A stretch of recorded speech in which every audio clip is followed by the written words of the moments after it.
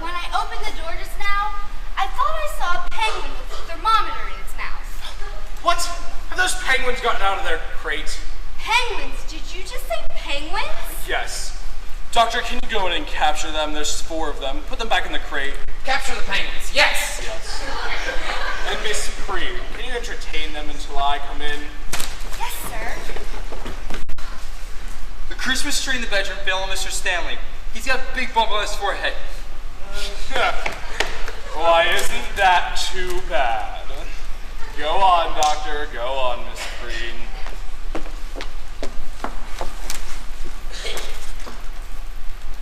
Mr. Whiteside, will you have some time later? I don't know. I'm busy now.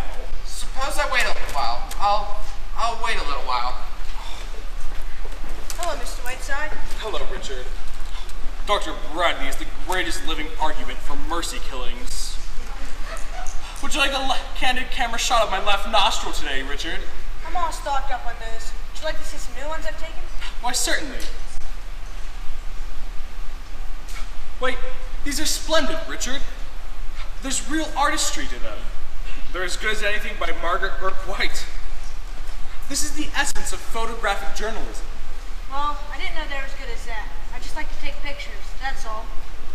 I've been meaning to talk to you for a while now, Richard. You're just not a kid fooling around with a camera anymore. Why, these are good. This is what you ought to do with your life. Do some of the things you've been telling me about. Just get on a boat and get off wherever it stops. Singapore, Galveston, Mexico, wherever.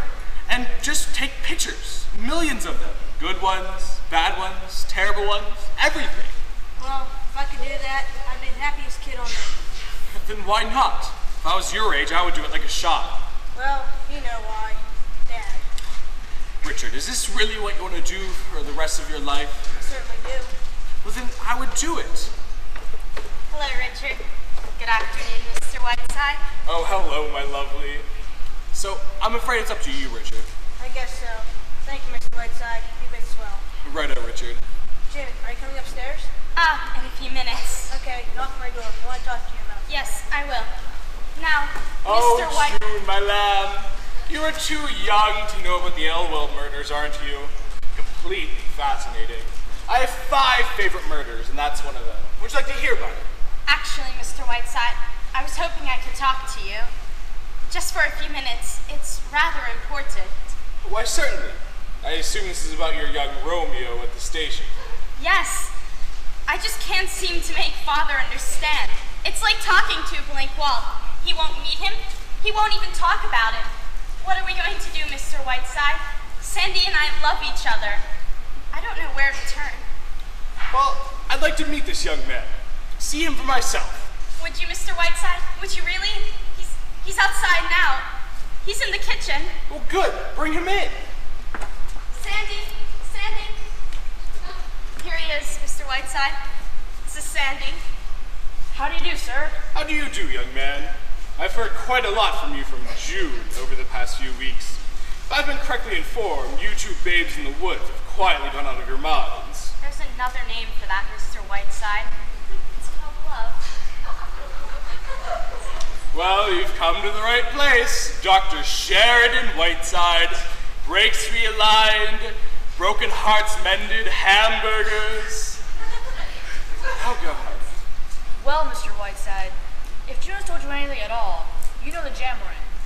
You see, I work for the union, Mr. Whiteside. I'm an organizer. I've been organizing the men in Mr. Stanley's factory, and Mr. Stanley's pretty sore about it. I'll bet. Did June tell you that? She sure did. Well, that being the case, Mr. Whiteside, I don't think I have the right to try and influence June. If she marries me, it means a definite break with her family. I do not like to bring that about. But Mr. Stanley's so stubborn about it, so arbitrary. You know, this is not something I've done just to spite him. We fell in love with each other. But Mr. Stanley behaves as though we're all a big plot. John L. Lewis sent me here just to marry his daughter. He tried to fire Sandy at the factory twice just last week, but he couldn't on account of the Wagner Act. Thank God. Yes, he thinks I wrote that too. But if he'd only let me talk to him, if he'd let Sandy talk to him. We've been over all that, June. Anyway, this morning I got word I'm needed in Chicago. I may have to wander Frisco from there. So you see the jam on it. Sandy's leaving tonight, Mr. Whiteside. He may be gone a year. That's why we've simply got to decide now. My dear, this is absurdly simple. There's no problem at all. June, I like your young man here. I have an unerring instinct when it comes to people. I'm never wrong. That's why I wanted to meet him. I think you two will be very good for each other. And whatever his beliefs are, he's entitled to them. You don't let anyone stand in your way. Stripped of its externals, what does it come down to? Your father, of making him a little unhappy? Very unhappy. That isn't the point. Suppose he is unhappy. Builds his character. Look at me. I left home at the age of 4. Haven't been back since. They hear me on the radio, and that's enough for them. Then your advice is to go ahead, Mr. Whiteside? It is. Marry him tonight, June. You mean that, Mr. Whiteside? No, I think you should marry Hamilton Fish. If I didn't mean it, I wouldn't say it. My own opinion is that you're not worthy of each other. But I think you guys should go ahead and do it. Come on, Daisy, stop dawdling. Yes, Dad. God. Oh. Forgive us for trespassing, Mr. Whiteside. Not at all, old young fellow, not at all. It's Christmas, you know. Merry Christmas, Merry Christmas. Yes, Merry Christmas, Mr. Whiteside. June, would you like to come along with us? We're taking some presents to the Dexters. No, actually, I was just about to go upstairs and write some letters. Goodbye. Come on, Daisy. Why, Mr. Stanley, what happened to your forehead? Did you have an accident? No, Mr. Whiteside, I'm taking boxing lessons.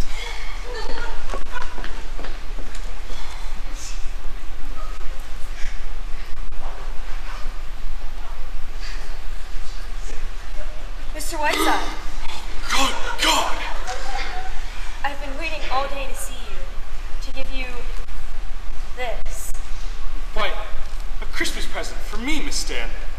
It's only a trifle, but I wanted you to have it. It's a picture of me as I used to be. It was taken on another Christmas Eve many years ago. Promise you won't open it until midnight? Merry Christmas, Mr. Whiteside. Merry Christmas, Miss Stanley. This is the Stanley residence, isn't it? Yes, it is. I've come to see Mr. Whiteside. Will you tell him Miss Sheldon is here? Lorraine! Oh, my blossom girl! Jerry, my sweet. Oh, darling, look at that poor, sweet, tortured face. Let me kiss it. Mwah. All right, you've made your very nice entrance. Now relax. But darling, I've been so worried about you, and now seeing you in that chair. Oh, this chair fits my fanny as nothing else ever has. My only concern is of news of the outside world. So take that skunk off and tell me everything. How are you, my dear? Darling, I'm so relieved. You look perfectly wonderful. I never saw you look better. Do I look a wreck, my dear? I just dashed through New York. Didn't do a thing about Christmas. Haiti Carnadian had my hair done and just got on that train. And in Normandy, coming back was so exhausting. Simply hectic, you know. But London, before that, was so magnificent, my dear. Well, I never got to bed at all. Darling, I've so much to tell you, and I don't know where to start. We'll start with the dirt first. That's what I want to know. Let me see. Sybil Cartwright got thrown right off Zeros. It was the night before I left. She was wearing one of those new cellophane dresses, and you could absolutely see Trafalgar Square. And so Harry Montross, the painter you know, is suing his mother for disorderly conduct. It has just shocked everyone. And oh, before I forget, Anthony Eden's going to be on your New Year's broadcast. And oh, Beatrice Lilly gave me a message to give to you. She says for you to take off 25 pounds right away and send them to her by parcel post. She needs them. Fine, I'll pack them in ice.